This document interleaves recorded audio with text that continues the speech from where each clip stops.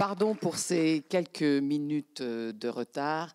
Merci à l'UGC Cinécité de nous accueillir. Je salue dans la salle Alain Sussfeld, le directeur général du groupe UGC. Merci Alain d'être si généreux dans l'accueil de Cérimania et merci Jérôme Zellel, le directeur de cette salle.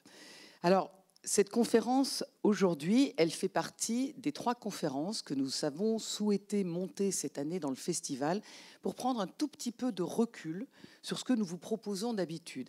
D'habitude, et c'est bien évidemment le cas aussi dans cette édition, vous avez des rencontres avec les créateurs, avec les artistes, mais du monde de l'audiovisuel.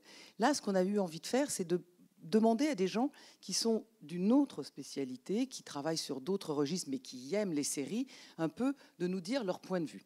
Donc, il y en a 3. Il y en a un, visiblement, vu le niveau de réservation, ça n'a échappé à personne qu'il était ici, c'est l'ancien Premier ministre Édouard Philippe, donc, qui sera là pour une conférence sur la politique et les séries. Est-ce que ce que nous voyons des séries politiques, est-ce la réalité dans la vie politique ? Donc ça, il sera là avec nous le 31 août. C'est le rabbin Delphine Orviller qui s'interrogera sur la Bible est-elle le meilleur des scénarios ? Parce que juste en vrac et en résumé, dans la Bible, il y a un peu de tout quand même. Hein. Il y a du viol, de l'infanticide, de la lutte politique, etc., etc. Tout ce qui fait le sel de ce que nous voyons généralement dans les séries. Et là, cette conférence, elle va être donnée par Tania de Montaigne. Je vais juste revenir un tout petit peu sur ce que Tania a fait, sur cette notion impropre. Elle va y revenir. Je n'ai pas trouvé d'autres mots, c'est la diversité. Alors pas simplement, bien évidemment, la diversité de couleurs de peau, mais tout ce qui font que nous sommes dans une altérité vis-à-vis des autres un peu différentes, le handicap, la sexualité, etc. Alors quelques mots sur Tania. C'est une actrice. Elle a joué dans Noir, c'est une adaptation théâtrale du livre qu'elle a elle-même écrit sur la vie méconnue de Claudette Colvin. Vous verrez, elle en parlera. Elle est essayiste, elle a écrit des essais sur l'assignation et les Noirs n'existent pas. Elle est aussi ce qu'on appelle femme de lettres. Elle a écrit Tokyo c'est loin, les caractères sexuels secondaires, toutes les familles ont un secret. La biographie noire, la vie méconnue de Claudette Colvin. Elle va vous faire voyager dans la pluralité des diversités à base de beaucoup d'extraits de séries. Elle va vous faire aussi travailler. C'est une séance interactive. Merci d'accueillir Tania de Montaigne.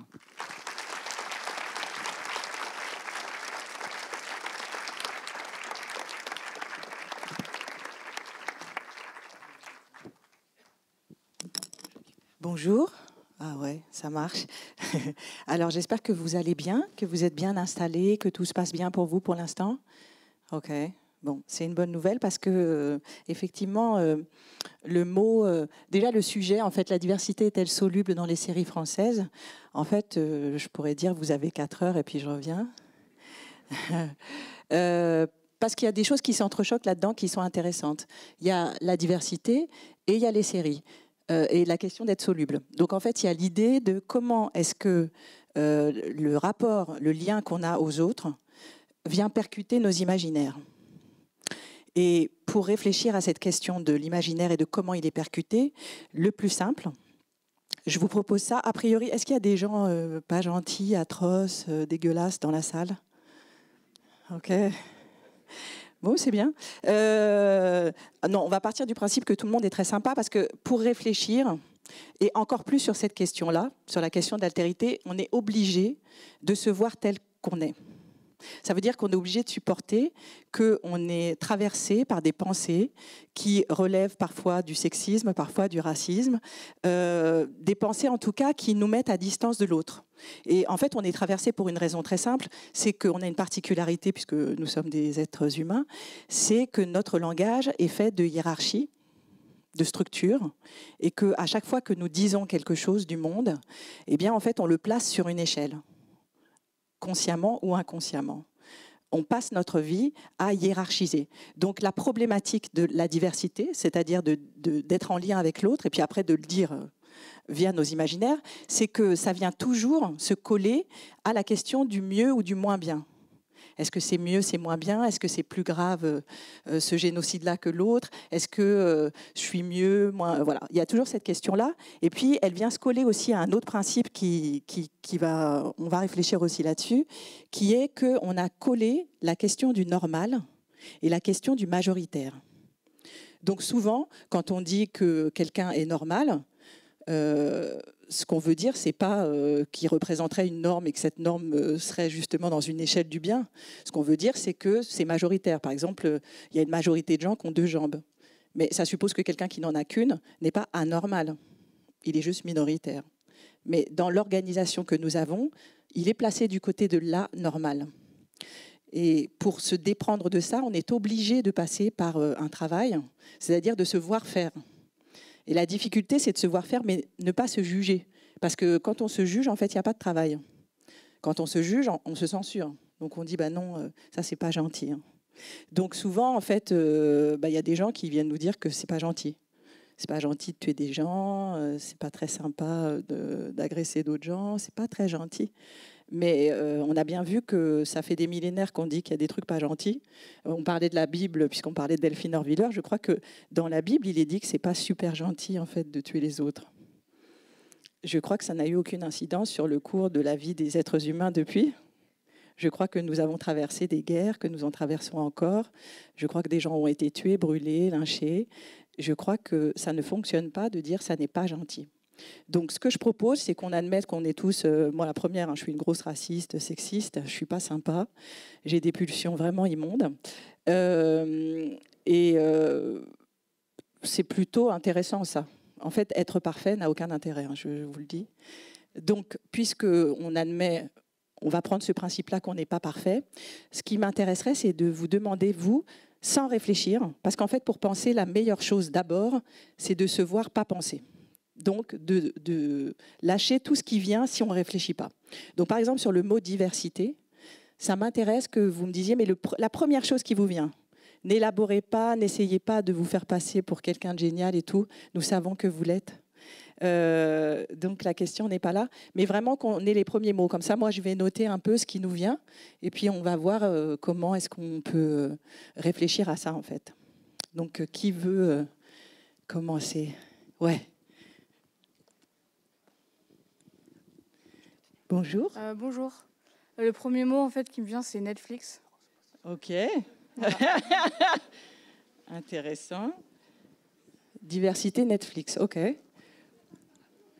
Bonjour. Bonjour. Moi, c'est pluralité. Pluralité, ça marche. Moi, c'est corps. Corps.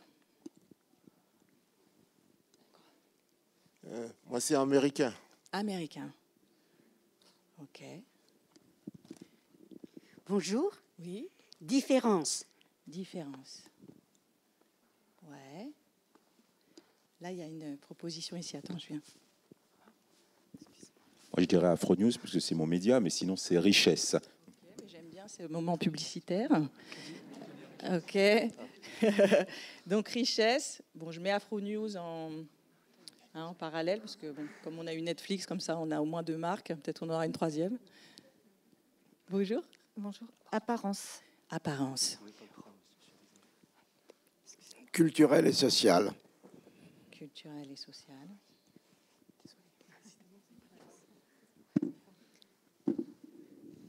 Il y a d'autres idées, des choses qui viennent?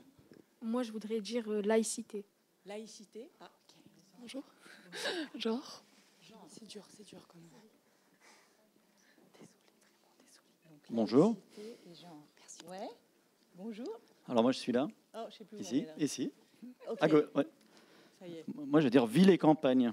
Ouais, ville et campagne.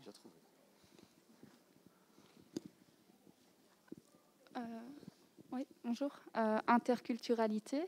Interculturalité. Donc, quand vous réfléchissez pas, c'est pointu quand même. D'autres idées? Ouais. L'âge. L'âge, ouais. Quota. Ouais.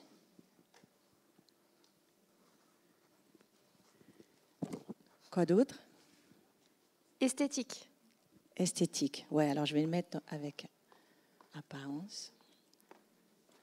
OK. Ah, gastronomie aussi. Ouais. Bonjour. Bonjour. Mélange. Mélange. OK. Bonjour. Bonjour. Représentation. Représentation. Ouais. Et là, il y avait Ah, oui. Bonjour. LGBT. LGBT.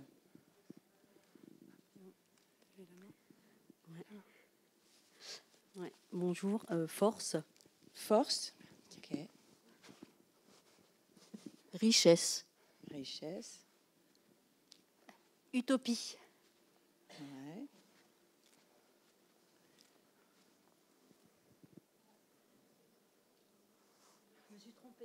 Ah, Dystopie plutôt. ah, dystopie. D'accord. Bon, qui n'est pas si loin. Univers. Oula. Merci beaucoup. Heureusement que j'ai précisé que j'étais débile, atroce et pas avec des pensées dégueulasses, parce que là, je me sens un peu isolée. Rebonjour. Re- Territoire. Territoire. Ouais, donc ça, je vais le mettre avec la famille des villes et campagnes. D'accord. Bonjour. Bonjour. Population. Population au pluriel. Oui. Ok. Oui, bonjour. Ethnique. Ethnique. Ouais. Et tant qu'à être Rebonjour. dégueulasse, bienveillance. Ah, pardon. Ouais. Bienveillance. Oui, rebonjour. Ouais. Opinion politique au pluriel. Ouais.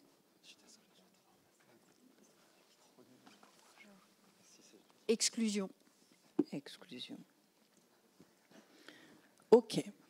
Alors, pour l'instant, après, on pourra y revenir, hein, si vous avez des flashs, des choses qui se produisent. Vous me tenez au courant. Comme on est là pour penser, toute pensée est la bienvenue. Alors, ce qui est intéressant, c'est qu'on a des questions sur la question du genre, de la sexualité. Donc, en fait, ce qui est intéressant, c'est de voir que quand vous avez... j'ai l'impression que vous avez quand même un peu pensé, si je puis me permettre, mais que vous avez réfléchi à mettre quelque chose derrière diversité. C'est-à-dire que vous avez essayé de remplir ce mot. Et ce qui est intéressant, c'est que vous l'avez rempli de territoire, donc diversité d'espace, vous l'avez rempli du genre, vous l'avez rempli de la question... alors ça, on y reviendra sur différence. Ça, on va y revenir. Pluralité aussi. Mais le corps... Alors, américain, je ne sais pas trop ce que ça voulait dire. Est-ce que c'était la représentation que la diversité, enfin de la diversité par les séries américaines ou Parce que par rapport à mon âge, les premières fois que j'ai vu des séries où il y avait ces séries américaines. D'accord, ok, je comprends. Donc la diversité, c'est pas ici en tout cas, dans votre construction. Non, mais ça c'est intéressant parce que ça veut dire que ça s'élabore ailleurs. Donc ok, ça marche. Et puis après, donc on a, derrière cette diversité, on a essayé de voir comment est-ce qu'elle pourrait permettre quelque chose, comment est-ce qu'elle est un outil. Donc force, richesse, comment est-ce qu'elle peut contenir des choses positives dont on pourrait se saisir. Mais ce qui m'intéresse, c'est que vous voyez ce mot, typiquement, si ça produit tout ce que vous dites, ça veut dire que le mot lui-même est diffus. Et que donc il a besoin de nous pour avoir du sens. Le sens n'est pas donné. Et c'est pour ça que qu'on en soit réduit à ce mot pour l'instant. Je compte sur vous pour qu'à la fin de cette phosphorescence globale, on ait peut-être trouvé un autre mot. Parce que quand un mot veut dire tout ça, peut-être que ça veut dire qu'il est placé à un endroit qui fait qu'il peut être tiré dans un sens, dans l'autre, et il peut tellement être tiré dans un sens ou de l'autre que... Ah bah tiens, on va faire ça. On va dire que pour l'instant, vous êtes noir. C'est très sympa, hein, c'est pas douloureux. Alors, vous êtes noir et vous êtes né quelque part dans les années 70. Alors, quand vous êtes né dans les années 70, vous n'étiez pas noir. vous étiez une personne de couleur. La particularité, c'est qu'on ne disait pas la couleur. Ce qu'on disait, en revanche, en disant que vous étiez de couleur, avec d'autres gens de couleur, hein. Il y avait tout un groupe de couleurs, mais ça précisait quand même quelque chose qu'on entendait, qui n'était pas dit, à savoir qu'il y avait une couleur qui n'en était pas une, puisqu'elle n'était pas dans le groupe des personnes de couleur. Donc vous étiez un groupe qu'il fallait nommer, dont on ne précisait rien. Donc, comme là, on tourne autour du pot, c'est votre endroit. Donc à partir de maintenant, c'est là où vous habiterez, dans ce lieu des personnes de couleur, et vous serez nommé sans être nommé. D'où vous existez mais sans exister. Vous êtes dans un entre-deux en fait, hein, un peu dans les limbes. Et puis, on avance un peu dans les années, puis alors là, américain aidant, vous voilà black. Alors c'est génial d'être black. Hein. Personne de couleur, c'était sympa, mais black, c'est... Hein, c'est super parce que black, alors ça dit pas plus. Ça dit l'ailleurs, parce que toute la question aussi de la diversité, que ce soit une question de couleur ou d'autre chose d'ailleurs, c'est toujours comment est-ce que je peux faire pour que la personne que j'ai en face de moi soit hors de moi. Ça n'est pas moi. Donc en fait, j'essaie de produire du lointain.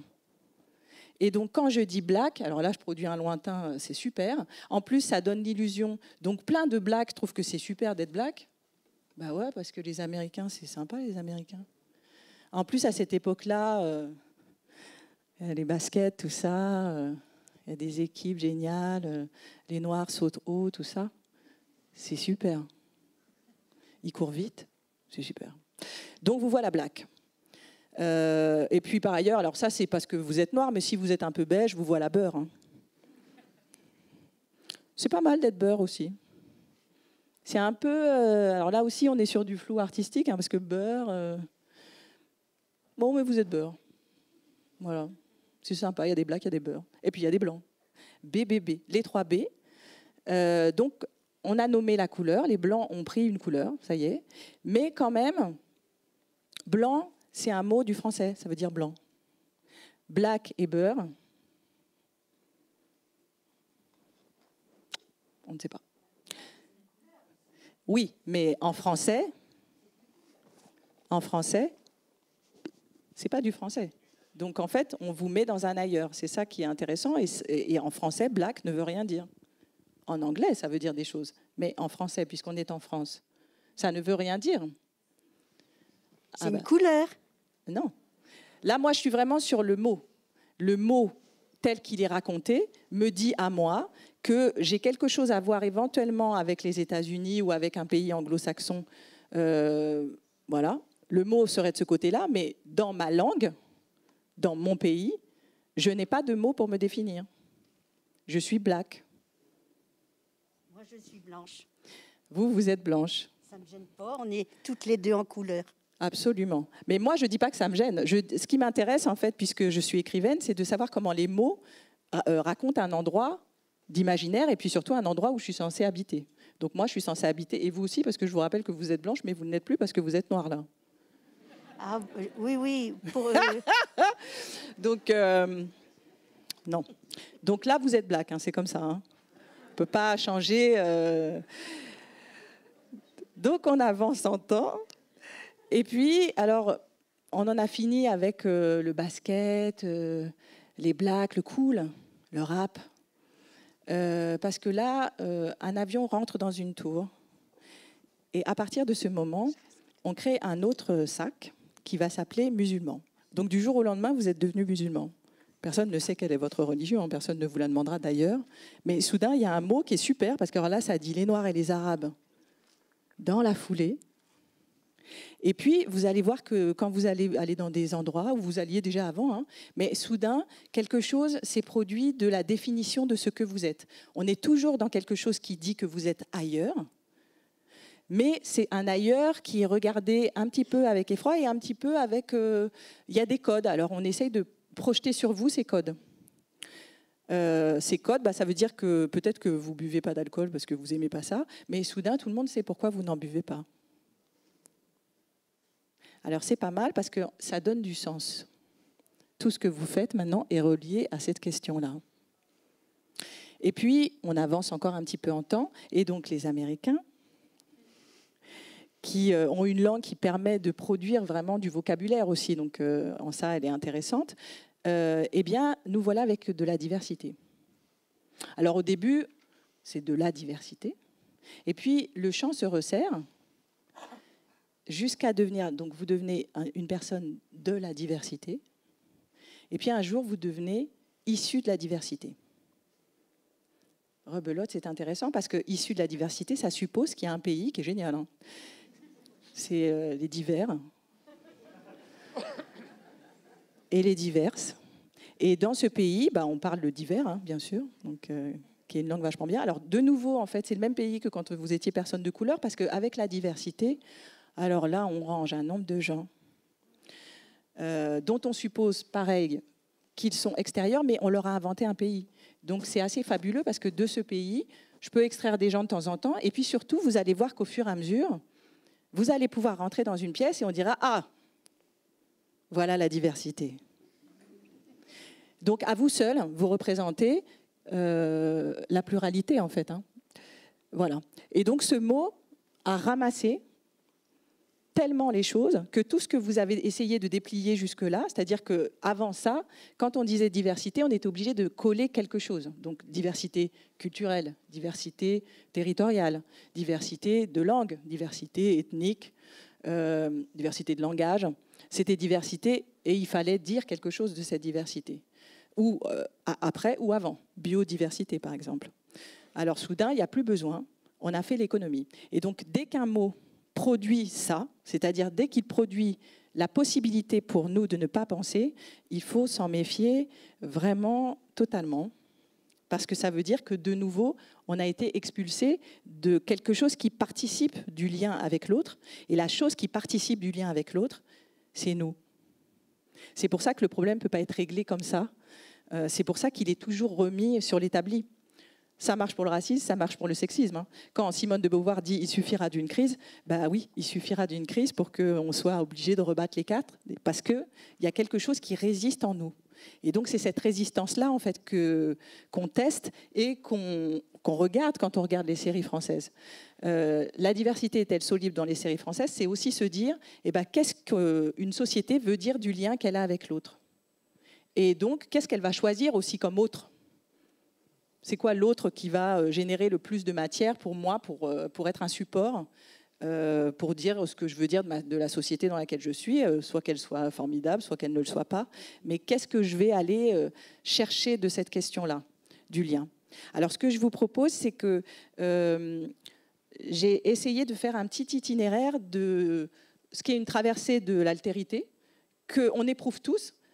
C'est ça aussi qui est intéressant, c'est-à-dire qu'on est très complexe par rapport à cette question. Et qu'il y a des gens qu'on voit,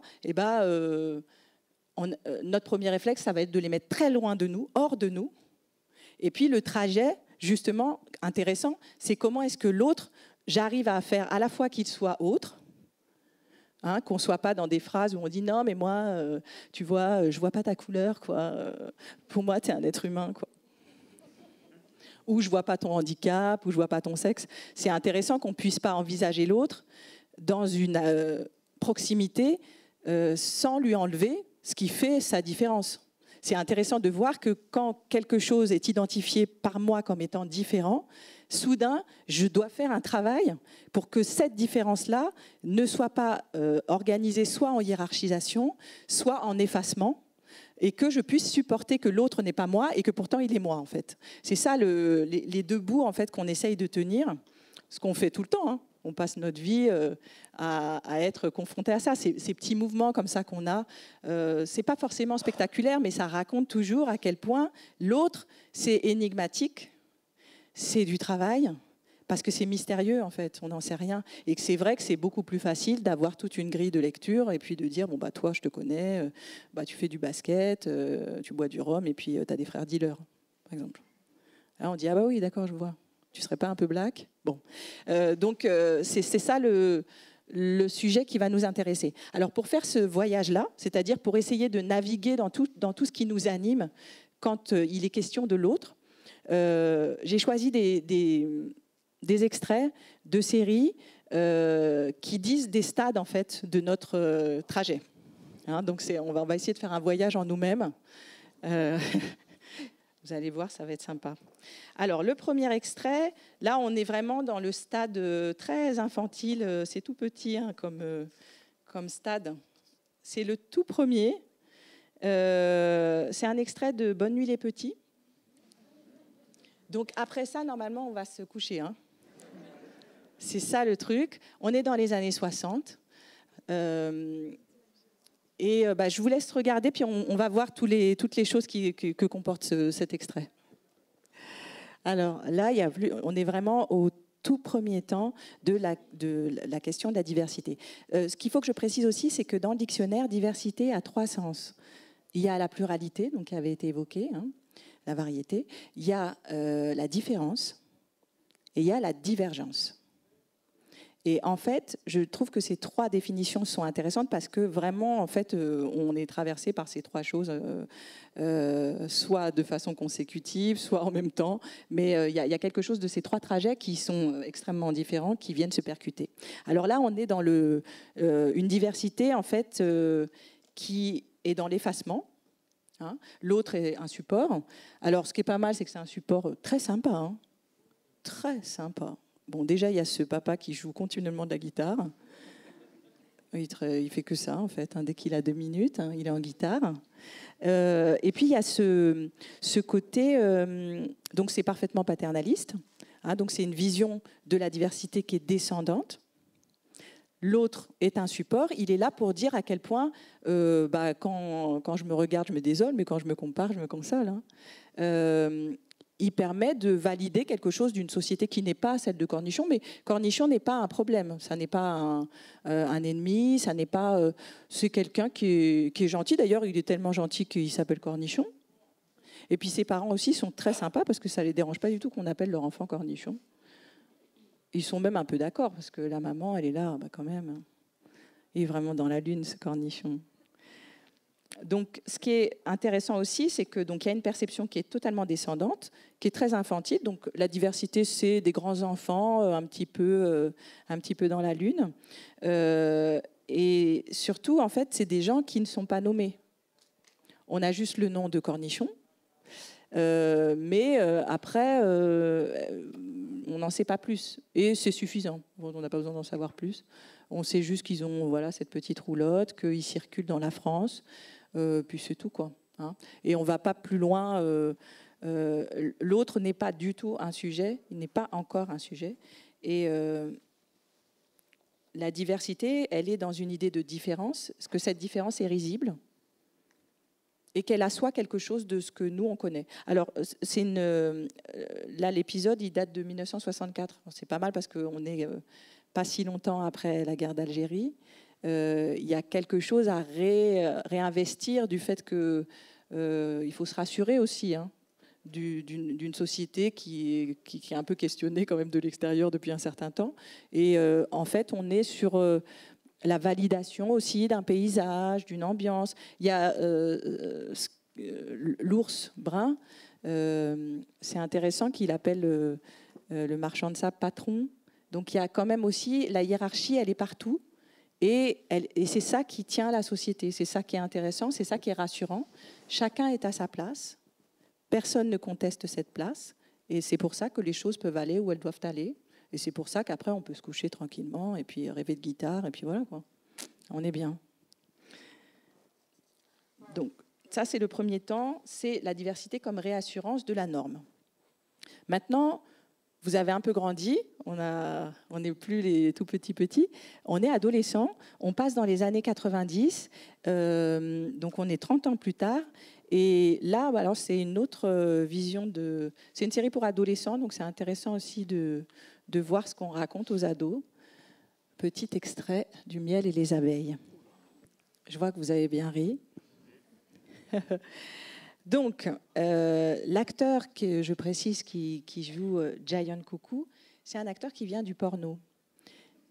Et c'est intéressant parce que là, on est vraiment sur une diversité qui, à la fois, est dans l'idée d'une différence indépassable, mais que cette différence, à l'inverse de l'épisode précédent, enfin, de l'extrait précédent, elle est un peu inquiétante. Elle est inquiétante, elle est parce qu'on passe première représentation de l'autre qui est un peu primitiviste, mais on va dire sur un bon sauvage, quoi, quelqu'un qui joue de la gratte et tout, qui vend de la laine. Et puis là, on est sur un sauvage dans le sens de férocité, quoi. Il y a une sauvagerie comme ça qui est dans la gloutonnerie, qui est dans l'absence de code. Donc il y a une absence de civilisation aussi. Et la seule chose qui sauve, donc on travaille avec l'idée qu'il y aurait quand même une ligne inquiétante. Ce personnage, en fait, quand il arrive dans cette maison, il frappe pas à la porte, bien sûr, puisque je vous rappelle que c'est un sauvage. Il défonce la porte, en fait. Et donc, il y a cette idée, à la différence de l'épisode précédent, qu'il y a une altérité qui aimerait rentrer. Donc, il y a une intrusion et il faut faire quelque chose autour de cette intrusion. Alors, la taille du personnage, sur laquelle il joue beaucoup, fait qu'à la fois, il y a l'idée que c'est inquiétant, et puis en même temps, on peut contenir quand même cette altérité sauvage, quoi. Et on peut d'autant plus la contenir qu'on lui donne toute la grille de lecture de ce qu'on a élaboré sur la question de... Alors là, c'est ce qui concerne les Noirs, mais très franchement, je leur fais confiance. Je pense qu'il y a d'autres épisodes où il y avait d'autres couleurs et ça marchait pareil. L'idée, c'est que vraiment, alors que c'est une série qui est de la fin du XXe siècle, elle reprend à l'identique tous les codes de la pensée raciste du XIXe siècle. Donc on donne à cet homme noir tout ce que Gobineau pouvait lister sur ce qu'est la race noire, et puis d'ailleurs les autres, parce que Gobineau est tout à fait dans l'idée que les races donc noires, jaunes et rouges sont traversées par la question de l'avidité et de la gloutonnerie, à la différence évidemment des blancs qui sont totalement raffinés. Toute l'organisation du discours sur l'inégalité des races, il est là pour montrer à quel point en fait la race blanche c'est le parangon du développement en fait de la civilisation, et donc toutes les autres races n'ont que pour fonction de prouver à quel point celle qu'on a placée au-dessus, c'est pour ça que la question hiérarchique elle est toujours fondamentale, celle qu'on a placée au-dessus, eh bien elle possède tous les attributs. Alors après, il y en a certains où il accorde, donc par exemple le rythme, bon bah ça c'est les Noirs. Après, il accorde des petites spécialités selon les couleurs. Chacun a quand même un petit truc. Mais bon, globalement, le top c'est quand même les blancs. Et là, c'est fascinant de voir que ce personnage-là, il a toute la grille de lecture, la sursexualité. Cette idée d'un désir comme ça qui est complètement sans limite. Et qui a presque, enfin, les objets pourraient changer, mais lui, de toute façon, il est dans un truc complètement pris à pic. Donc voilà, ce truc de se jeter comme ça sur ce canapé, d'enfoncer ce canapé, il y a vraiment une idée comme ça de, d'une prise de que la sensualité et la sexualité, elle prend tout l'espace et qu'elle peut tout détruire, quoi. Et donc ça, c'est une vision de la diversité. Il y en a une autre qui est intéressante, évidemment, c'est la femme. Alors, le genre, c'est intéressant parce qu'a priori, on est censé être à 50-50 dans cette société, mais l'organisation du système tel qu'en lui-même fait que les femmes sont du côté de la minorité, en fait. Et donc, elles ont aussi une élaboration autour de ça qui se fait. Donc là, on est vraiment comme Cornichon précédemment, c'est-à-dire c'est un support. Et elle est là pour vérifier quelque chose de la stabilité de l'homme avec lequel elle est. Et elle est un sujet de narration, c'est-à-dire qu'elle permet à ces deux hommes en fait de se rencontrer, quoi. Elle fait office de pont, voilà. Et elle n'a pas d'avis en soi, si ce n'est de certifier qu'elle préfère le vieux blanc au monsieur noir, voilà. Donc on a vraiment, et c'est intéressant que ce soit une série pour adolescents parce qu'on voit bien comment est-ce que ces sujets-là qui sont donc la sexualité, le désir, l'idée de destruction en fait, ou en tout cas de refonder quelque chose, qui est ce temps de l'adolescence, bah là on propose ça, voilà, ce personnage comme ça qui va courir sur tout un... Enfin, il va devenir un personnage important. C'est intéressant aussi de voir où sont placés les rires et à quel moment on doit rire aussi. Hein. Comment est-ce que c'est signifié les moments qui sont drôles, parce que c'est toujours à des moments où la personne montre à quel point elle n'est pas civilisée. dès qu'il y a quelque chose de cet ordre-là, alors il faut vraiment qu'on rie à gorge déployée. Ce que je ne sais pas, c'est est-ce que ça fonctionnait? Est-ce qu'on riait? Parce que c'est difficile de regarder quelque chose des années après, surtout là, parce qu'on décortique le truc. Mais est-ce qu'on riait et de quoi on riait? Ça, j'aurais bien aimé faire l'expérience en mettant des gens dans une salle en 95, mais je ne peux pas vous en dire plus. Mais en tout cas, voilà, là, on est sur une diversité qui est plus inquiétante, qui est quand même dans le hors-moi. C'est extérieur, c'est lointain, et je peux quand même la contenir. Donc je m'amuse avec l'idée que ça pourrait tout détruire, et puis en même temps, je sais que ça n'aura pas lieu. Je reste au-dessus. Donc on est toujours sur quelque chose de paternaliste, avec une petite frayeur nocturne, un petit cauchemar comme ça. Alors on va passer au troisième temps, ou à la troisième élaboration possible de la diversité. On va repartir un petit peu en arrière. On est à la fin des années 60. C'est Angélique et le Sultan. Donc là, on a une bande-annonce, comme ça, on va avoir tout un itinéraire d'Angélique. Alors là, c'est beau. Déjà, il y a un très gros budget fond de teint, je pense, parce que c'est super. Donc il n'y a pas une personne qui est vaguement dépassé la Méditerranée, je pense, dans les acteurs qui jouent. Alors là, il y a plusieurs choses.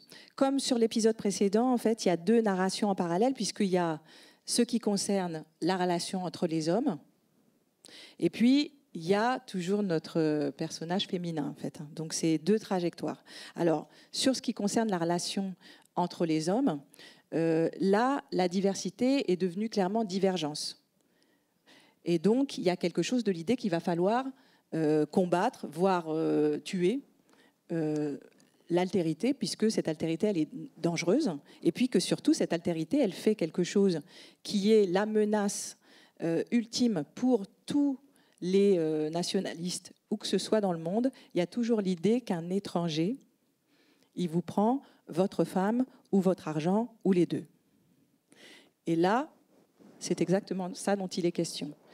Le sujet, c'est qu'on avait donc dans le miel et les abeilles, on avait de la diversité qui est différence mais menaçante. Et là, on est passé vraiment à de la divergence, parce que là, tu m'as pris le truc qui n'est pas possible. Tu as pris ma femme. Alors, tout dans ce qui est raconté, tout dans ce qui est mis en place, et du côté de la cruauté, voilà, c'est vraiment des gens, non seulement ils ne sont pas comme nous, mais ils ont quelque chose de sanguinaire qui fait que c'est eux ou nous. Et donc, ils ne nous laissent pas le choix. Nous sommes obligés de remédier à cette situation parce que c'est eux ou nous. Donc, on est mis dans une ornière. Il y a plus, l'autre ne pourra jamais être rencontré, puisque par définition, il est contre moi. Donc, ce n'est pas possible. Ça, c'est pour les hommes. Pour notre Angélique, qui est quand même, qui donne son nom à la série, elle est intéressante parce qu'elle a quand même beaucoup de points communs avec la jeune femme qu'on a vue dans l'extrait précédent qui adorait les vieux, blancs. Elle est là vraiment pour tenir quelque chose, donc elle est adorable, elle est altière, et surtout, elle est fidèle. Parce qu'elle est là pour une chose très simple, elle est là encore une fois pour rassurer l'organisation telle qu'elle a été pensée. Et donc, dans l'organisation telle qu'elle a été pensée, la femme est le support de la... Elle est en tout cas la garantie, en tout cas, que dans l'organisation telle qu'elle est pensée, la place que la société s'est attribuée ne vacillera pas. Mais à la fois, elle a cette fonction qui est centrale. Donc pendant tous les épisodes, d'ailleurs, parce que c'est toujours le même principe, elle est objet de désir, évidemment, parce que ma femme, c'est quand même la plus belle. Et je m'en vante, et je trouve ça génial. Mais évidemment, puisqu'elle est la plus belle, tout le monde la veut. Et puis après, moi, je vais tester sa capacité à m'être fidèle, quitte à ce qu'elle... Alors là, ce que j'aime beaucoup, c'est que quand on fouette Angélique, c'est toujours avec un dos nu. Donc il y a un gros travail comme ça. Si elle se bat, c'est avec un crop top. Enfin bon, on est vraiment dans de l'érotico-drama. Mais elle n'a pas de volonté propre. La seule volonté qu'elle ait, c'est d'être fidèle à son Geoffrey. Ce qui serait intéressant, c'est d'imaginer que là, parce que la pauvre, elle, c'est quand même... elle a de grosses journées quand même. Hein, et qu'à un moment, elle dit non, en fait, moi, je préfère le sultan. Écoute, il est sympa, il a des chevaux. J'en peux plus, quoi. Parce que là, je suis menacée de viol toutes les 3 minutes. C'est intéressant de voir que la question du viol est parfaitement anecdotique dans ce qu'elle dit. C'est vraiment un truc qui tient... c'est pour embêter le sultan. Il y a quelque chose là-dedans qui ne relève pas de l'agression. D'ailleurs, toutes les choses de violence ne sont pas présentées justement parce qu'elle n'est pas sujet. Ce qui lui est fait, ce qui la traverse, n'est pas de l'ordre de l'affect, de la souffrance. Ce n'est pas pensé comme étant quelque chose qui serait éprouvé. C'est juste un moyen de faire chier Geoffrey, en fait. En gros, c'est ça ce qui est posé. C'est qu'elle est un écran et qu'elle sert à projeter une bataille entre deux hommes, et en l'occurrence aussi une altérité, une vision du monde. Et donc voilà, le tout, c'est qu'elle tienne sa place d'écran et qu'on puisse y projeter ce qu'on veut, mais pas de souffrance, pas de problématique, si ce n'est, donc elle dit, je ferai à peu près, je ne sais pas combien, une bonne centaine de fois par épisode. C'est la phrase, en fait, c'est Geoffrey. Et puis sinon, elle dit non. Mais ce n'est pas un nom prononcé par « je ». C'est ça qui est intéressant. C'est un nom qui est toujours en écho à cet homme qui n'est pas là. Donc, en fait, elle est la voix de son maître. Elle est là pour porter un propos, une volonté, mais qui n'est pas réellement la sienne. Donc, on est vraiment d'un côté sur une diversité de divergences, donc qui doit être réduite à néant, anéantie. Et puis de l'autre, encore une fois, une diversité qui n'advient pas, puisque l'autre n'est pas un sujet, mais que l'autre est un objet. Donc il est utilitaire, il sert à quelque chose. Donc là, elle sert à être trop belle, mais c'est tout. On a un peu de corps et tout ça, donc c'est un peu d'émoustillage entre deux batailles entre mecs. Parce que le sérieux de tout ça, c'est quand même les mecs. Hein. Elle, bon, voilà, c'est la partie... on va dire, détente. Ce qui est paradoxal et intéressant, puisqu'elle est la partie relaxante de la série, et donc cette relaxation passe par l'idée de la torturer en permanence. Donc c'est pas banal, et ça dit une place...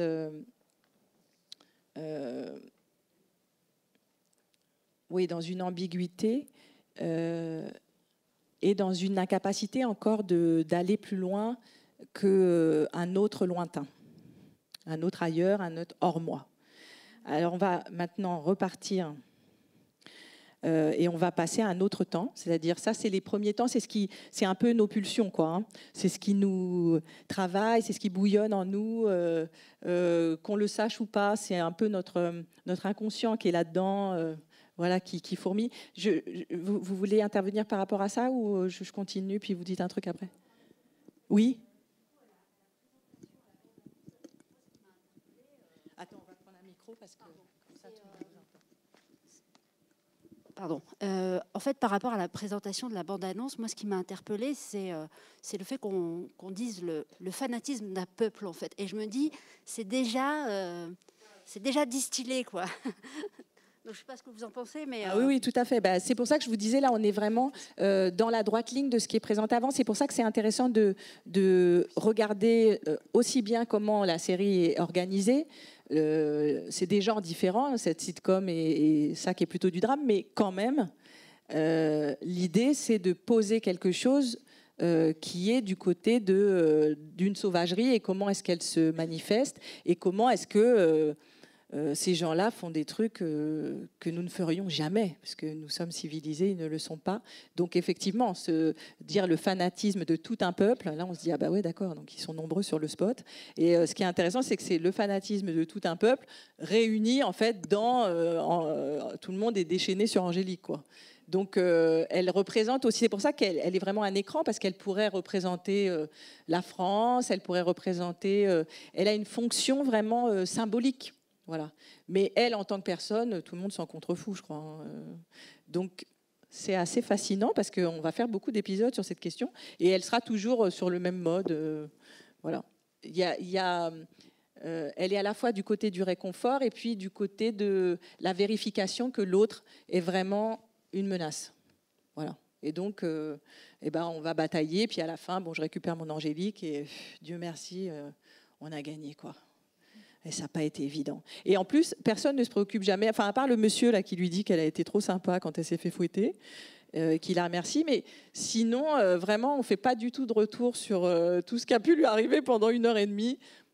Le tout, c'est qu'elle finisse dans un lit avec Geoffrey, qui est crevé, lui, parce qu'il a quand même pas mal bataillé pour arriver jusque-là. Donc, en plus, elle le réconforte. C'est-à-dire qu'elle s'est tapée 1h30 à parler avec des gens super chelous. Et puis, à la fin, elle est là, je te remercie Geoffrey parce que... Alors que c'est de sa faute à lui, en fait, parce que si elle n'était pas en bug sur lui, elle pourrait vivre plein de trucs, peut-être avec des gens très sympas qu'elle ne connaît pas. Mais ça, c'est encore un autre temps dans lequel elle n'est pas, de la diversité qui serait la découverte, donc on n'en est pas du tout là. On va passer à l'exemple d'après. Donc là... S'il vous plaît. Oui, bien sûr, pardon. Elle laisse quand même son joli prénom, Angélique, à 5-6 films. Oui, elle n'a pas tout à beaucoup fait. d'action, mais elle a le titre. Hein. Oui, mais d'ailleurs... Angélique. Mais c'est bien d'ailleurs que vous le notiez, parce que c'est évidemment pas anodin de choisir d'appeler quelqu'un Angélique et de la mettre dans cette situation, parce qu'effectivement, son travail, c'est de le rester, quoi. Donc, à la fois d'être dans des situations qui sont très sexualisées, très érotisées, en tout cas, on va dire, et puis de faire la preuve, justement, qu'elle est portée par son nom, et que, non, bien sûr que non, Angélique ne couche pas, ou très peu, ou en fin d'épisode. Mais jamais pendant. Parce que, quand même, il faut être sérieux. Alors là, on passe à l'extrait numéro 4. Donc là, on part au XXIe siècle. C'est un extrait d'une petite série, je ne sais pas si vous avez entendu parler, qui s'appelle Game of Thrones. C'est un extrait de l'épisode 1. Et on regarde et puis on en parle après. Alors cet épisode, enfin cet extrait-là, il m'intéresse parce que là, soudain, on a fait un saut. Donc, on a exploré la diversité comme différence, comme divergence. Et puis, soudain, là, quelque chose vient dire que la diversité, ça n'est plus l'autre, c'est l'autre et moi. Et que même dans la définition, dans ce que je peux dire de moi et de l'autre, quelque chose advient qui fait qu'on est traversé l'un par l'autre. Et que je ne peux plus faire l'économie de l'autre, je ne peux plus l'utiliser comme écran. Et la réciproque est vraie. Donc, soudain, quelque chose de la relation se produit et on est vraiment dans l'idée que la diversité, c'est la pluralité. Je ne sais plus qui avait dit ce mot-là, mais là, vraiment, parce que c'est ça la pluralité. La pluralité, c'est que il y a une différence. Je peux la dire, d'ailleurs, je peux dire le nom. Mais que cette différence, à la fois, une fois que je l'ai constatée, elle est la condition pour que j'apparaisse aussi. Donc, il y a de l'autre et il y a moi, et c'est par l'autre que moi, je peux... C'est comme un circuit comme ça qui s'organise et qui dit qu'une identité, c'est multiple. Et que pour que je me définisse, il faut que je sois dans une relation. Je ne peux pas être tout seul. Donc, par rapport à ce qu'on a vu précédemment, l'autre vient d'arriver.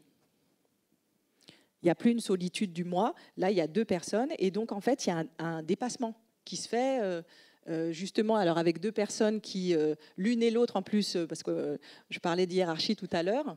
La hiérarchie, parfois, ce que ça produit, c'est qu'on va être en compétition pour savoir si c'est plus sympa d'être noir ou « ouais, mais moi, je suis handicapée. Ouais, mais attends, moi, je suis lesbienne. » Donc, il y a de la compétition. C'est-à-dire qu'on reproduit la hiérarchisation dans la relation à l'autre. Donc, de nouveau, on n'est plus dans la relation à l'autre. On est dans savoir qui est au-dessus, qui est en dessous. Là, ce qui est intéressant, c'est que chacun croit que ce qu'il vit, c'est indépassable et que c'est au-dessus. Mais parce que je suis en regard avec l'autre, je vais constater qu'en fait, je suis imprégnée de l'autre. Donc, à la fois, il y a l'idée qu'il y a une élévation et une chute, et que tout ça, c'est la relation. Et que parce que j'admets à la fois qui je suis et j'admets que je regarde quelqu'un, quelque chose se produit. Et c'est intéressant de voir que soudain aussi, quelque chose, justement, dans les exemples que vous avez donnés tout à l'heure sur la question de la diversité, il y avait riche, pauvre et tout ça, alors soudain, on peut commencer à parler de diversité sociale. Donc on peut commencer à dire que pour qu'une identité advienne, il faut qu'il y ait plusieurs paramètres. Il ne suffit pas que je sois nain, il ne suffit pas que je sois un bâtard, il suffit pas... Il y a plein de choses qui rentrent en ligne de compte. Et notamment, est-ce que j'ai de l'argent, est-ce que j'en ai pas? Est-ce que j'ai du pouvoir, est-ce que j'en ai pas? Et là, celui qui a priori Jon Snow... on se dit, bon, il est magnifique avec ses petites boucles, tout ça. Non, il dit, non, mais moi, en fait, je suis bâtard. Donc toi, qu'est-ce que tu me donnes des leçons? Toi, tu es d'une grande famille, quoi. Et c'est intéressant que l'autre lui dise, ouais, mais moi, je suis nain. Donc, je ne serai jamais d'une grande famille, en fait, même si j'en suis. Donc là, il y a une possibilité d'altérité, il y a une possibilité de narration aussi, et il y a la possibilité aussi que quelque chose de... les personnages, là, saisissent quelque chose. Ils sont en train de prendre en main quelque chose. Et ils sont en train de le prendre en main. Ce qui est intéressant, c'est que on peut se dire, ah bon, attends, mais c'est un peu dur. Mais ce personnage de Tyrion, il est génial parce que c'est quelqu'un qui est dans un cynisme tel qu'il n'a pas le temps de faire des périphrases, il n'a pas le temps de dire diversité s'il voit un noir. Non. Et parce qu'il fait cette économie-là, il va la faire pour nous. Donc c'est ça qui est intéressant. C'est que nous sommes sommés de voir la différence et nous sommes sommés de la nommer telle qu'elle nous apparaît. Et nous sommes sommés d'aller au bout de ce que ça veut dire. Et le bout de ce que ça veut dire, c'est que possiblement la personne en face ne sera pas d'accord. Et elle se redéfinira. Et en fait, dans ce dialogue qui redéfinit en permanence l'endroit où je suis, il y a quelque chose qui en fait ressemblerait un peu à ce que c'est que la vie. C'est-à-dire que en fait, la vie, c'est du mouvement et qu'on n'est jamais exactement à l'endroit où on était il y a 2 minutes. Moi, avant que j'arrive dans cette salle, j'étais une personne, mais maintenant que je vous ai rencontré et qu'on regarde des extraits de séries étranges, alors j'ai déjà été transformée. Donc la diversité, c'est aussi, si on est dans cette idée de la pluralité et de la variété, alors ça veut dire supporter que l'autre ne soit pas moi et supporter qu'il soit moi. C'est les deux en même temps. Et c'est ces deux bouts-là, en fait, qui font que ça commence à devenir intéressant d'être en lien avec l'autre, quand on tient vraiment ces deux bouts. Parfois, on n'en tient qu'un. Donc ça veut dire que, justement, on va se mettre dans une relation où le conflit n'est pas supportable. Donc c'est ce qui arrive au début pour Jon Snow, il part. Il dit « Non, mais tu m'as insulté, quoi ». Et c'est intéressant que l'autre vienne le rechercher en disant « Mais c'est quoi ton problème ? C'est que je t'ai défini ?» Et à partir de là, alors, quelque chose se réfléchit de non, en fait, mon problème, c'est que toi, tu as de l'argent, en fait. Donc, tu me fasses des leçons, ça me pose problème. Parce que tu vivras jamais ce que je vis. Mais c'est intéressant que l'autre en face lui dise, mais toi non plus, tu vivras jamais ce que je vis. Parce que justement, c'est ça l'altérité. Je vivrai jamais ce que vous vivez. Mais on a un lieu, un endroit, par le langage, où en fait, votre singularité, bien sûr, je ne vivrai jamais ce que vous vivez et vous vivrez jamais ce que je vis, mais on peut partager quelque chose de ce qui nous est très intime. Et surtout, ce qui est intéressant, c'est que là aussi se rajoute l'idée que je ne peux pas savoir ce que tu vis tant que tu ne me l'as pas dit. Donc, premier temps, je suis dans un présupposé, ça va le bâtard, je suis détente. Et puis, dans un deuxième temps, en fait, il y a une résistance qui advient, donc l'autre existe, il est en mouvement. Donc, il refuse une assignation. Et par son refus, quelque chose peut se produire. Alors, la difficulté, c'est que parfois, on est vexé, Jon Snow. Mais quand on n'est pas vexé, quand on supporte de ne pas être vexé, et qu'on dit « Ah, mais attends, parce que l'autre vient d'apparaître, en fait. » C'est quand même une chance. C'est-à-dire, il me fait un cadeau. À partir de ce moment-là, si on supporte ça, là, il se passe des trucs. Je vous donne un exemple. Là, pour venir jusqu'à vous, j'arrive de Paris, donc je prends le métro. Et dans le métro, il y a un monsieur que je ne connais pas, aveugle, qui me demande s'il faut qu'il aille à droite ou à gauche pour trouver sa station. Et là, moi, toute remplie de hiérarchie que je suis, c'est une personne que je n'ai jamais vue de ma vie. Hein. Mais en fait, je dis « Ah oui, bien sûr !» Et puis, je le prends par le bras. Donc, je touche cette personne que je ne connais pas et qui ne m'a rien demandé.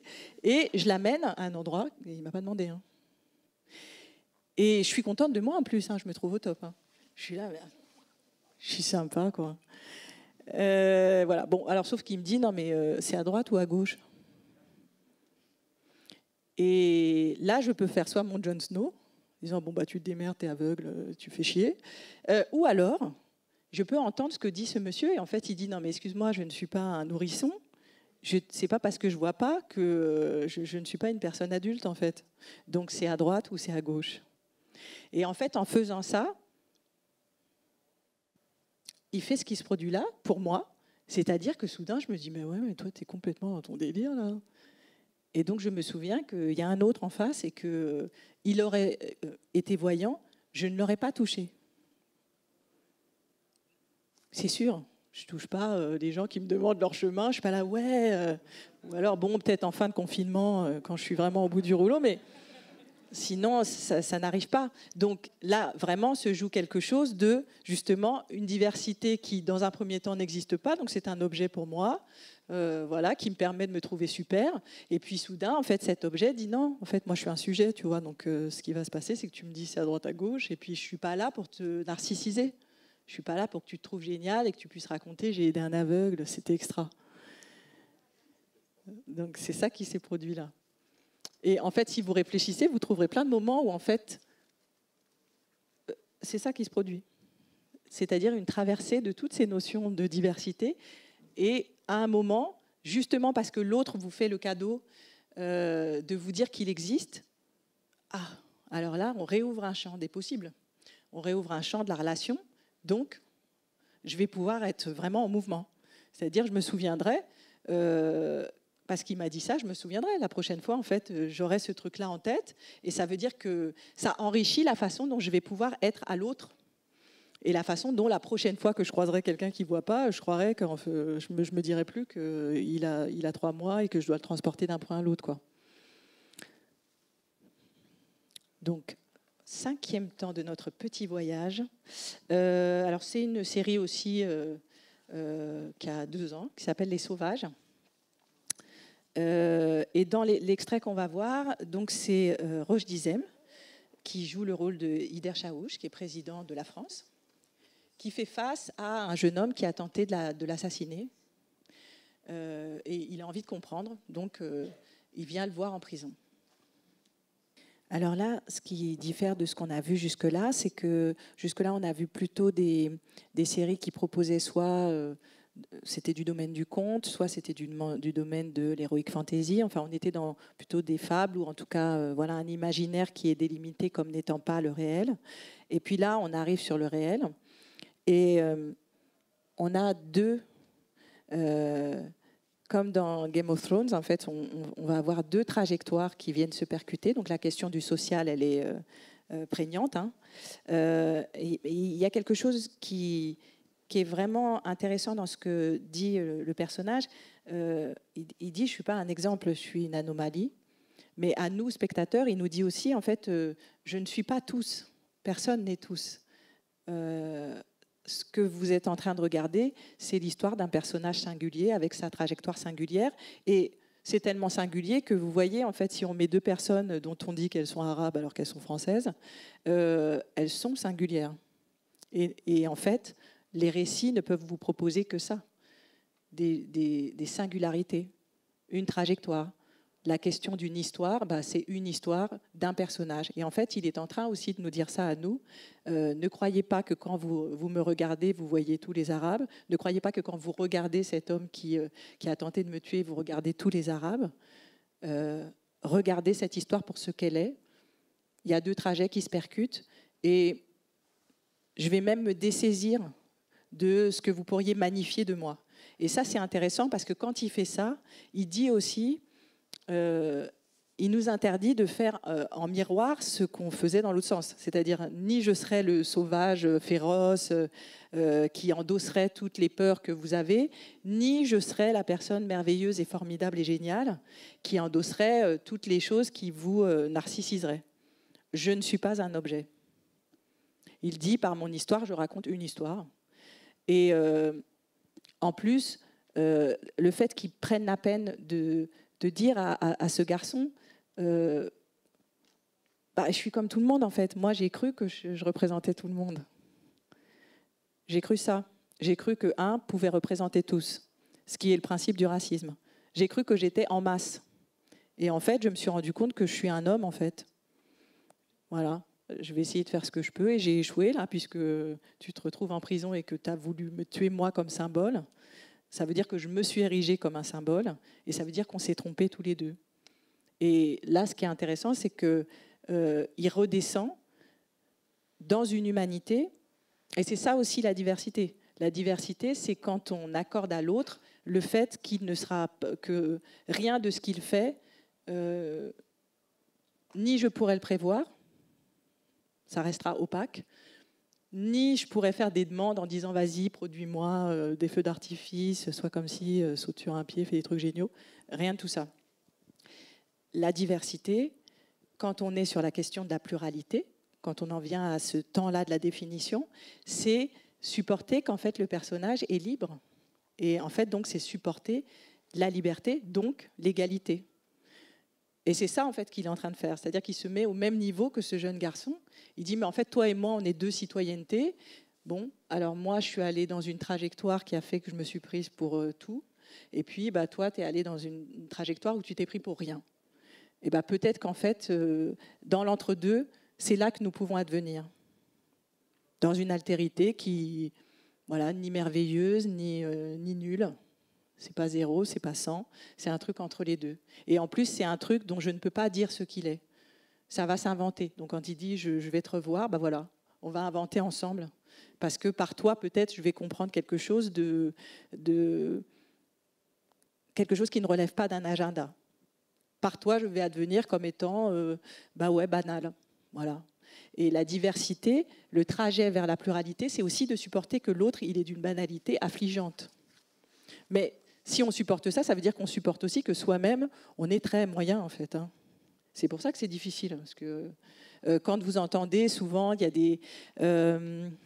dans des entreprises, souvent, s'il n'y a pas une catégorie représentée, alors ça peut être, il n'y a pas de femmes, il n'y a pas d'handicapés, il n'y a pas de personnes pas blanches, peu importe. Mais souvent, on vous dit, ben non, il n'y en a pas, je n'en trouve pas, il n'y en a pas.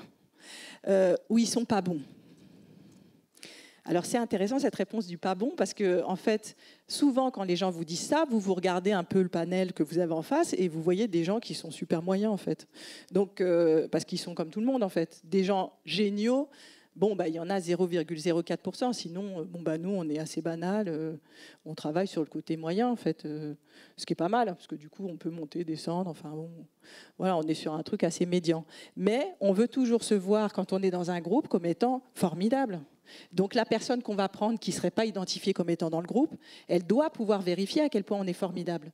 Donc nous, on veut le formidable des formidables de votre groupe. Voilà.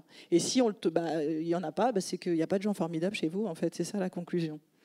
Donc la question du merveilleux et du spectacle et de que doit produire l'autre, là, en fait, elle est réduite à néant. Et il dit non, on va repartir sur une base qui n'est pas le merveilleux, qui est toi, moi. Voilà. À nu. Donc il y a quelque chose aussi qui se dépouille, qui est intéressant. Alors dans cette idée justement d'une liberté, c'est-à-dire le personnage prend la main et donc il advient comme il doit devenir. Autre exemple de l'égalité, de la liberté. Donc là c'est une série qui s'appelle 10%. Et elle est intéressante parce que là il y a des personnages féminins qui ne sont pas angéliques, là pour le coup, à aucun niveau. Ni dans le nom, ni dans l'attitude. Et là, on voit un extrait, en fait, où il y a une des personnalités représentées par l'agence qui trouve qu'elle est vraiment mal représentée et qui a décidé, justement, de prendre la main sur cette histoire et de se rembourser du mépris qu'elle pense qu'on lui accorde. Alors là, j'aime bien cet extrait parce qu'on est vraiment parti dans une diversité où j'ai pas la main sur l'autre. Pas du tout. Et puis, Mimi Mati, elle fait valoir quelque chose d'elle-même qui n'est pas forcément glorieux. C'est ça que j'aime bien. Et d'ailleurs, aucun personnage ne l'est, hein, donc c'est ça qui est bien. C'est-à-dire que la diversité, c'est plus simplement être dans l'acceptation de quelque chose qui serait banal, mais c'est aussi à l'intérieur de moi-même, il y a une diversité. C'est-à-dire qu'à l'intérieur de moi, c'est pas toujours Hein, ça s'entrechoque, il y a des moments merveilleux, des moments un peu... voilà. Et cette bassesse, elle peut être montrée parce que justement, les personnages sont dans la liberté de ce qu'ils sont. Donc, on n'est pas en train de se dire qu'on les utilise. Hein, on voit bien qu'ils ont leur autonomie, ils ont des enjeux, c'est leurs enjeux. Tous, d'ailleurs, hein, dans l'agence, ben voilà, ils sont chacun en train d'essayer de peut-être manipuler l'autre, mais au final, eh ben, on voit quelque chose là qui se produit, qui est vraiment très pluriel, hein, et qui est aussi dans l'idée qu'on supporte que, oui, ça vaut aussi. La bassesse, c'est intéressant. C'est intéressant, cette idée. Et vous voyez, du coup, le fait qu'elle soit naine ou pas naine n'est pas le sujet, en fait. Elle est négligée. En plus, il y a une ironie, puisque elle vient dire au cinéma, vous me négligez, vous vous en foutez, mais moi... j'ai pas besoin de vous, en fait. Des spectateurs, j'en ai et tout ça. Donc, je vais reprendre ce qui m'appartient, puis ça va être bien comme ça. Donc, il y a une mise en abîme aussi de un support qui en regarde un autre de façon descendante, en surplomb. Et donc, elle rétablit aussi une égalité à cet endroit-là. De dire, bah, en fait, c'est pas vous qui décidez qui je suis, en fait. Vous pensez ce que vous voulez, ça, c'est votre problème. Mais moi, j'agis. Donc, il y a cette idée que je peux... être en mouvement par rapport à ce qu'on peut penser de moi. Je ne suis pas enfermée dans cette case que vous m'avez donnée. Puis je ne suis tellement pas enfermée qu'en plus, je peux la reformuler, cette case, comme je veux. Je peux même ne plus avoir de case. Tiens, d'ailleurs, je vais prendre tout ce qu'il y a dans ton bureau. Comme ça va être réglé. Je trouve que là, il y a quelque chose qui vraiment est la diversité dans le choc de la découverte de l'autre. Je ne sais pas du tout ce qu'il va faire là, mais soudain, je sens qu'il y a quelque chose qui l'envahit. Et puis, il redistribue le paysage, quoi. Le paysage mental, le paysage physique, puisqu'elle prend des trucs, elle en enlève d'autres. Donc là, on est vraiment dans le... On en a fini avec la diversité comme hors de moi, loin de moi. Là, tout est proche, hein. Tout est proche dans les sentiments, tout est proche dans je t'aime pas. On est revenu sur en fait de la relation qui peut parfaitement visualiser quelqu'un comme étant différent et pour autant interagir avec cette personne, avec tout ce qu'elle est. Et en l'occurrence, là, la question qu'elle soit naine ou pas, c'est pas le sujet. C'est la question de je suis négligée parce que moi je fais de la télé, il n'y a que le cinéma qui vous intéresse. Voilà, donc c'est de ça dont il s'agit. Et que Camille Cotin soit lesbienne ou pas, ça joue dans sa vie personnelle et dans d'autres moments de l'épisode, mais ça joue pour elle. C'est-à-dire qu'elle n'est pas en train de... C'est pas par rapport à nous, en fait, sa problématique. C'est par rapport à elle. Et donc, parce que dans la vie, on n'est pas tout le temps en train de se dire, oui, alors en tant que noire, j'aimerais te proposer un thé comme t'es lesbienne, quoi. Dans la vie, il y a plein de choses qui n'adviennent pas de l'ordre d'une définition systématique de ce qui serait la seule chose qui pourrait me raconter. Dans la vie, on est vraiment justement dans cette question d'une diversité qui bouge et qu'il y a des moments, et ben alors je m'adresse à toi en tant que, je sais pas, employé, employeur, et puis il y a un autre moment où la question de la sexualité, elle va se jouer parce que je sais pas quoi. Enfin, ça bouge. On n'est jamais figé à un endroit. Et donc là, je trouve que la série, elle donne ça. Elle donne ça à voir. Et donc, c'est pour ça que là, on peut rire. Parce que les personnages, ils ont le champ libre. Et donc, moi, je peux les voir faire et je ris avec eux. Je ris de la situation qu'ils sont en train de produire. Donc, je ris parce qu'ils sont acteurs de ce qui se produit. Voilà. Ils ne sont plus un écran. Ils ne sont plus destinés à être traversés, quoi. Ils ont une consistance. Et donc, je dois faire avec. Donc, je m'y cogne aussi. Donc, c'est ça qui est intéressant. Le dernier exemple, en fait, c'est un exemple d'une série. Alors, j'ai un peu triché parce qu'elle n'est pas française. Oui ? Pardon ? Oui ? Ah, alors, petit micro. Je fais partie des téléspectateurs qui ont adoré.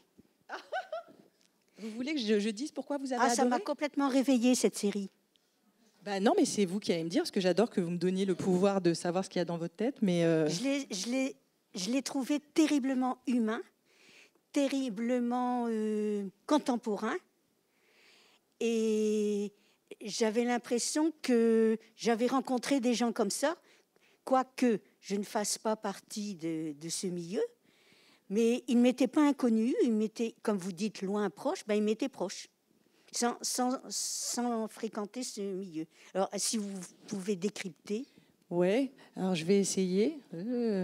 Non, mais en fait, en tout cas, moi, dans l'effet que ça m'a fait, vous me direz. Mais ce que je trouve intéressant, c'est effectivement, on n'est pas agent, mais la structure de la série, la façon dont elle est organisée, c'est pas de ce côté-là. Elle est organisée comme une famille, en fait. Donc, ce qu'on suit, nous, c'est... toute cette famille, chacun représente un élément, la grand-mère, le père, le fils, la fille. En fait, chacun a une place que nous pouvons identifier comme étant une place possible dans nos familles. Et les acteurs connus, ils viennent percuter, mettre en lumière quelque chose d'un dysfonctionnement de la famille. Et chaque épisode, en fait, il montre à quel point c'est une famille parfaitement dysfonctionnelle, donc une famille. Et que donc on s'y retrouve parce que bon, on a tous des familles, quoi. Je pense. Enfin, en tout cas, moi, ça m'a fait cet effet-là. J'ai trouvé qu'il y avait, comme vous dites, une proximité, une familiarité, parce que leurs enjeux, ça peut être les miens. Le père, la mère, la loyauté. Est-ce que je suis loyale à l'égard des gens avec qui je travaille ou est-ce que j'ai envie d'aller voir ailleurs? Comment je vais m'organiser pour aller voir ailleurs? Toutes les traversées qu'on a qui sont totalement humaines. Et d'ailleurs, en fait, justement, vous mettez le doigt sur ce qui est intéressant dans la diversité quand on est du côté de la pluralité. C'est ça. C'est que justement, le fait que l'autre ne soit pas exactement moi, c'est plus le sujet, puisque en fait, il l'est par définition. Si ce n'est que je n'oublie pas la différence qui peut être la sienne si elle joue à un moment, si elle est mise en œuvre à un moment. Mais il y a plein de moments où en fait, ça joue pas, et ça va. Enfin, c'est pertinent puisque dans la vie, c'est comme ça que ça se passe. Le dernier exemple, excusez-moi. Oui, oh pardon. Ça fonctionne. C'est ici en fait. Oh là, mon Dieu. Attendez, là, il y a de la main de partout. Oh, c'est pas possible. Vous n'avez pas de chance. Et après, c'est là-haut, oui, oui, c'est ça. Oui. Je voudrais votre opinion là-dessus, parce que pour qui a vu cette série, là, dans l'extrait qu'on a vu, il y a un autre truc intéressant, c'est que le Hicham, qui fait le patron de l'agence, et pour lui non plus, c'est pas un enjeu qu'il soit maghrébin d'ailleurs, il vient aussi d'un autre univers, puisque c'est un financier qui vient chez les artistes, en gros. Et j'ai l'impression que dans les autres extraits que vous avez montrés, il y avait la percussion de deux mondes. Alors que là, c'est 3, 4, parce qu'il y a à la fois la télé, le cinéma, il y a l'homme d'affaires, le businessman avec les dents qui rayent le parquet, et puis les artistes qui disent mais tu ne peux pas comprendre. Et là-dedans, Mimati, elle arrive, elle percute encore le truc en étant naine, et c'est pas un enjeu. Et à la fois, elle vient de la télé qui fait beaucoup de public et qui regardait de haut par le cinéma. Donc je trouve que j'aimerais avoir votre avis peut-être en quelques mots peut-être là-dessus sur le fait que c'est peut-être encore un étage de maturité en plus, parce qu'on c'est plus des enjeux, parce que tous les univers, en fait, cette diversité se rencontre. Oui, bah exactement. C'est ça l'idée d'une diversité quand elle est prise dans l'autre et moi. C'est qu'il y a une mise en abîme perpétuelle, en fait, parce que de toute façon, chaque personne, tous autant que vous êtes, vous arrivez avec une singularité, avec des préoccupations qui sont les vôtres. Et la difficulté, et là la réussite de la série, c'est d'essayer de montrer que, évidemment, une personne, elle n'a pas qu'un seul truc dans la vie, quoi. Elle en a plein. Et que c'est selon les moments. Et donc d'arriver à restituer ça, sans justement être pris dans l'évidence de dire ah bon bah si elle est lesbienne, il y a que c'est les filles qui l'intéressent, donc elle va faire que ça du matin au soir, comme si elle n'avait pas de métier en fait, par exemple. Comme si elle n'avait pas d'autres enjeux, comme si elle n'avait pas de la rivalité avec d'autres gens. C'est ça aussi le trajet. Et la difficulté, d'ailleurs, je vais pour poursuivre dans ce que vous mettez en lumière, c'est quand justement on veut, et là, le moment qui est là, je trouve qu'on a beaucoup ça et que ça va être... il va vraiment falloir déjouer ça. C'est que comme tout le monde est très pris dans l'idée qu'il faut mettre en lumière des gens qui ne le sont pas, etc., mais qu'en même temps, on ne les prend pas pour justement la banalité de ce qu'ils sont, on a tendance à vouloir que les personnages qui ne sont pas blancs ou pas valides ou pas, je ne sais pas, hétéros ou pas, voilà, de vouloir qu'ils soient super du matin au soir. Donc en fait, on interdit le récit, il n'y a plus de récit. Il y a quelqu'un qui est donc entièrement vide. Donc de nouveau, il est devenu un objet, mais cette fois-ci un objet... qu'on vénère, quoi. C'est une sorte d'idole comme ça, et donc il est super. Donc ça fait des gens vraiment super, qui mangent super, qui dorment super, qui ont des amis super. Et moi, par exemple, j'ai pu avoir des demandes là post-George Floyd, parce que alors là, donc où on me demande des histoires comme ça, mais qui arrivent qu'aux Noirs. Donc c'est pas évident. J'ai réfléchi, en fait, il y en a pas, parce que je crois que les Noirs c'est des gens. Mais il y aurait cette idée qu'il faudrait raconter des histoires qui arrivent qu'aux Noirs. Il y a que les autres non, et que ces histoires montreraient à quel point les Noirs sont super. Et en fait, avec ce genre de demande, on arrive exactement à l'endroit d'où on est parti, en fait. On ne pourra pas arriver ailleurs. Parce que si moi, je suis chargée de montrer que quelqu'un est super, alors je n'ai pas montré quelqu'un. Donc la difficulté et la balance, elle est là. Et je trouve que là, c'est résolu parce que alors, c'est un bordel sans nom et qu'il y a des enjeux partout pour tout le monde, ce qui fait qu'on en a fini de regarder, de vérifier si oui, mais est-ce que ça, c'était, quand tu dis ça, est-ce que c'est pour ou contre les nains ou je sais pas quoi. Bon, c'est pas le sujet, quoi. Hein. Donc ça, c'est justement quand je vous disais au début que c'est un travail de traverser toutes ces choses en fait qui font que l'altérité c'est complexe, mais ce temps-là où on va accorder à l'autre l'idée qu'il est indéfinissable, alors à partir du moment où on arrive à cet endroit-là, il commence à se passer des choses intéressantes. Parce que je supporte le doute, je supporte que je ne sais pas, et c'est dans ce je ne sais pas qu'adviennent des trucs. Parce que Camille Cottin, quand elle arrive à son bureau, elle n'a aucune idée de ce qui va se passer. Et puis ça advient, et puis elle est obligée de s'organiser avec ça. Et puis ce patron, effectivement, trader, qui arrive avec ses méthodes super à la pointe de tout, avec des tableaux Excel à n'en plus finir, bon, bah, ça rentre pas, ça colle pas. Donc de toute façon, en fait, à partir du moment où l'autre rentre pas dans ce que vous avez prévu, c'est qu'on est au bon endroit d'écriture.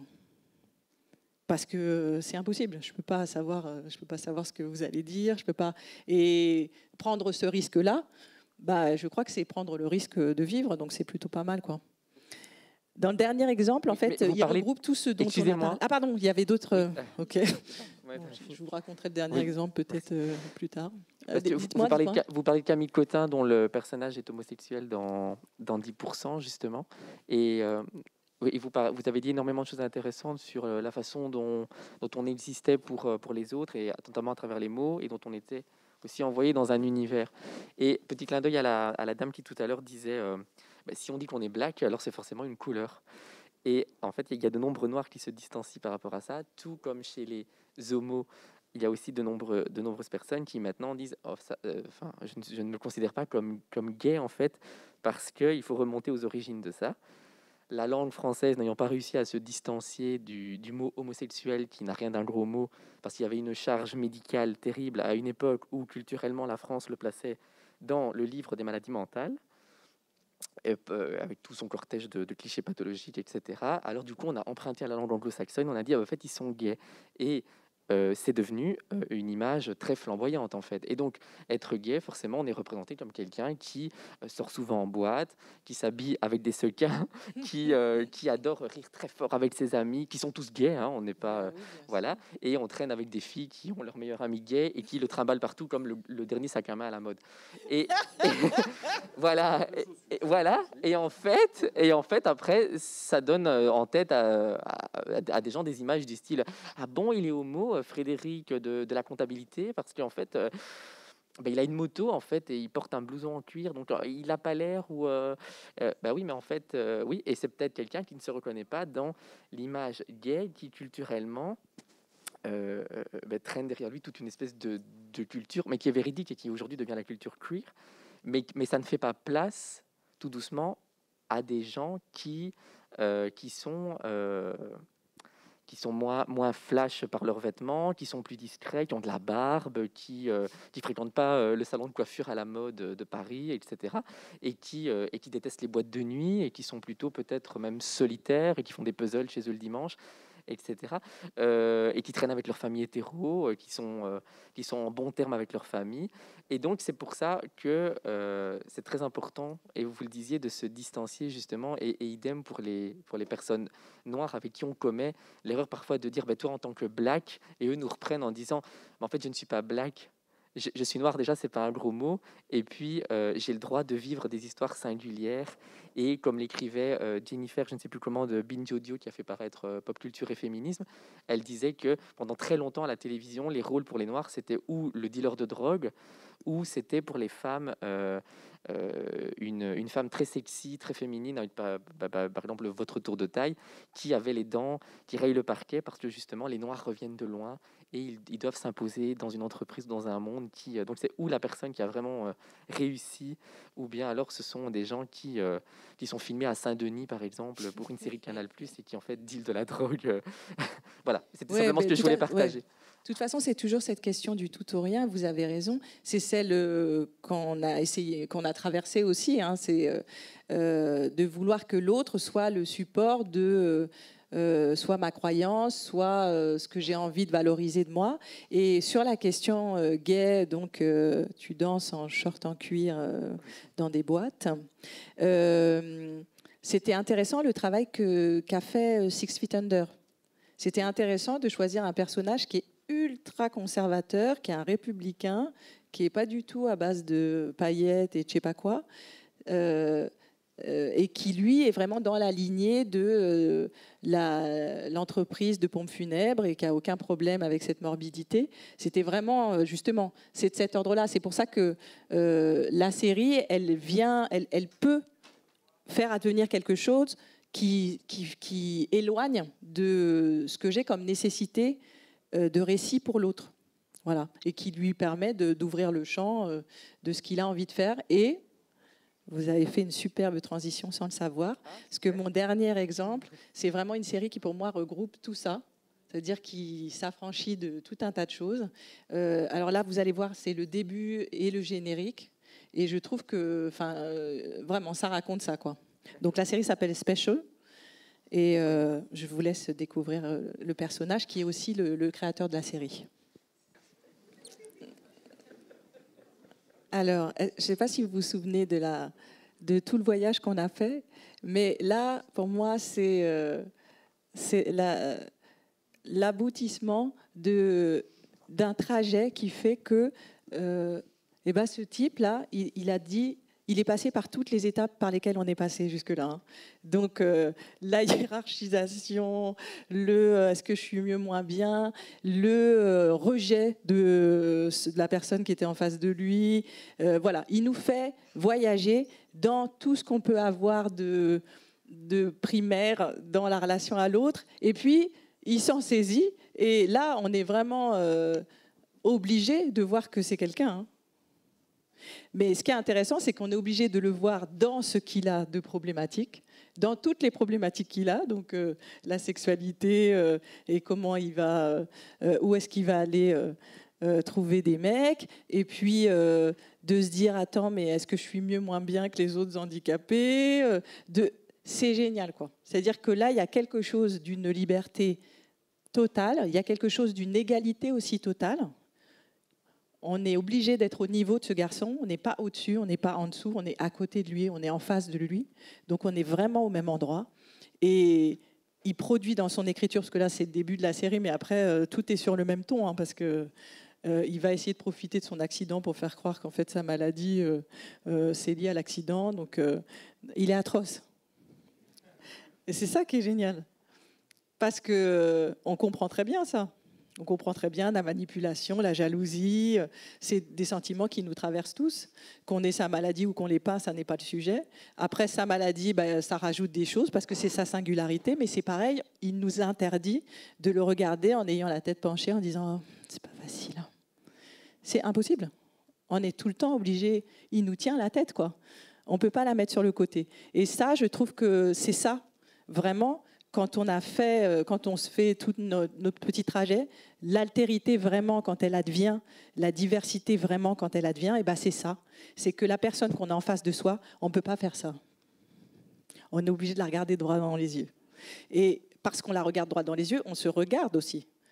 Donc il y a quelque chose là-dedans d'une puissance qui fait que j'inclus l'autre en moi-même, que l'autre s'inclut prend aussi un peu de moi, et que donc ce garçon, sans leçon d'aucune sorte, en vivant sa vie, en ayant ses trajectoires, de savoir quel mec, pourquoi, pour qui, qu'est-ce que je dis, comment je m'habille, comment je suis à mon travail, etc. Ce garçon-là fait quelque chose pour nous, c'est qu'il met son regard dans le nôtre, et que on a appris quelque chose sur sa maladie. En tout cas, on a appris que peut-être quand on va croiser quelqu'un qui a cette maladie, on sera obligé de le regarder droit dans les yeux. Et il l'a fait sans nous donner de leçons, sans dire c'est pas gentil, sans dire c'est gentil, sans dire il faut ça, il faut pas. Non. Il a vécu, nous l'avons suivi, et parce qu'il a existé dans l'entièreté de ce qu'il est, alors nous avons pris quelque chose de ce qui advient pour lui. Et là, le travail, vraiment d'être au monde, c'est celui-là. Et c'est vraiment la chose la plus passionnante, c'est d'essayer de prendre le risque à la fois de ne pas savoir, à la fois de l'étonnement, et à la fois par cet étonnement de se saisir de quelque chose que nous n'avions pas avant, et de se dire, ça aussi, c'est mon sujet. Parce que ce qu'il fait, c'est qu'il rend impossible le fait que ça ne soit pas notre sujet. Ça l'est. Parce qu'il est pleinement là, et parce qu'il nous demande d'être pleinement là. On n'est pas là à demi, on est là vraiment avec lui. Et ça, c'est assez formidable, quoi. Parce qu'en plus, il déjoue ce qu'on voudrait. Parce qu'évidemment que la nature humaine, elle est... donc l'accident, ça pourrait être un truc complètement drama et tout, mais enfin, comme le type n'arrête pas de tomber en permanence, de toute façon, en fait, il nous oblige à un moment à se marrer. On ne peut plus faire autrement que ça. Parce que son quotidien, c'est « je tombe ». Et qu'on voit bien que quand il tombe, il se relève et puis il vous fait la liste intégrale de la définition de sa maladie. Donc on sent que c'est du quotidien tout ça. Donc voilà, il enlève le drame là où nous voudrions qu'il soit. Et ce qui est intéressant, c'est qu'évidemment, il va le mettre à des endroits qui sont inattendus pour nous. Et c'est ça qui va être intéressant dans cette série, quoi. Et puis, en plus, il essaye de réfléchir à tout ce que ça produit autour de lui, donc notamment sa mère, qui a organisé tout un truc sur le fait que c'est une mère forcément formidable, qui s'occupe de son fils handicapé. Sauf que lui, il aimerait bien avoir son appart, donc il n'en peut plus.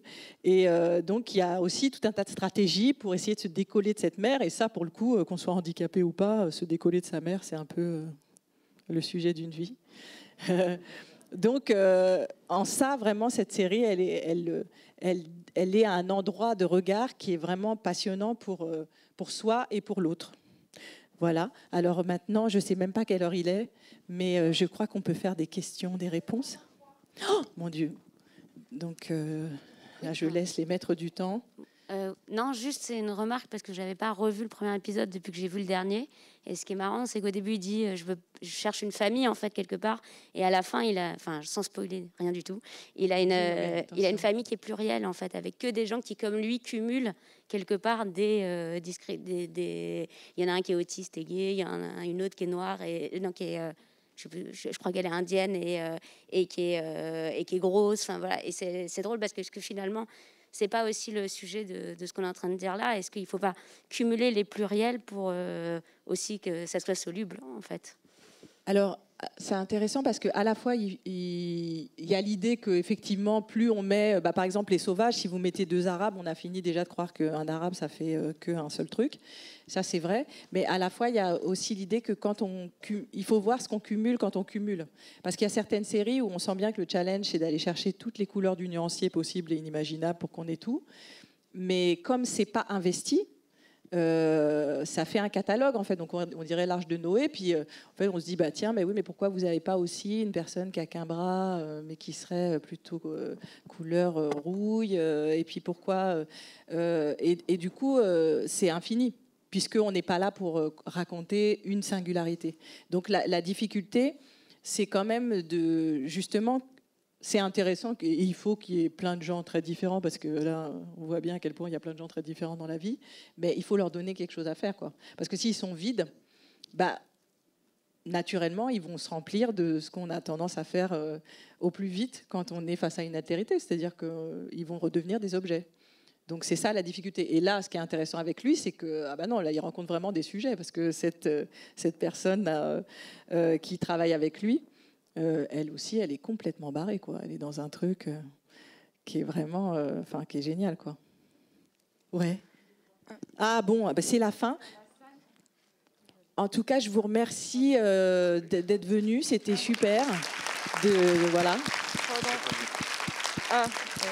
J'espère qu'on aura l'occasion de prolonger cette réflexion et puis que vous, même vous, là, ça y est, hop, que vous allez vous en saisir et continuer à gamberger sur ce que ça peut bien être qu'un autre qui n'est pas moi. Merci beaucoup.